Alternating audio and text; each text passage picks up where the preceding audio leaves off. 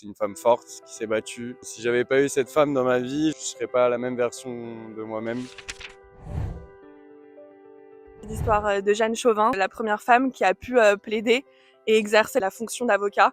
Et donc c'est vrai qu'étant étudiante en droit, c'est quelque chose qui m'a marquée comme beaucoup de mes camarades. C'est ma grand-mère. Et en fait, elle a commencé à travailler à 14 ans, sans rien, sans un sou, sans que dalle, en gravissant les postes petit à petit et à avoir un très très haut poste dans la pharmaceutique. Du coup, je trouve ça juste exceptionnel.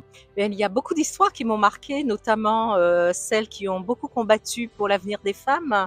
Et je pense à Frida Kahlo, je pense aussi à Rosa Bonheur et bien d'autres. Je vais prendre l'exemple de ma mère. C'est elle qui a tout fait pour moi, qui m'a donné cette éducation-là. Elle a créé une entreprise, m'a donné plein de valeurs que tous les jours j'utilise au quotidien. Celle de Gisèle Pellicot, tout simplement parce que c'est atroce ce qu'elle a vécu et pourtant, en tant que femme forte, elle en parle ouvertement et elle le cache pas du tout. Elle fait passer un beau message et elle a pas honte. Moi, je dirais que c'est celle de Frida Kahlo. Quand on me l'a racontée, j'étais assez jeune et c'est une femme qui est super forte et qui s'est toujours battue pour ses droits. C'est particulièrement les témoignages des femmes, des mères qui ont témoigné au procès de Nuremberg, qui ont eu le courage justement de parler, de dénoncer quelque chose qu'il ne faut pas oublier, ça fait partie de la mémoire. Ces femmes, elles ont existé.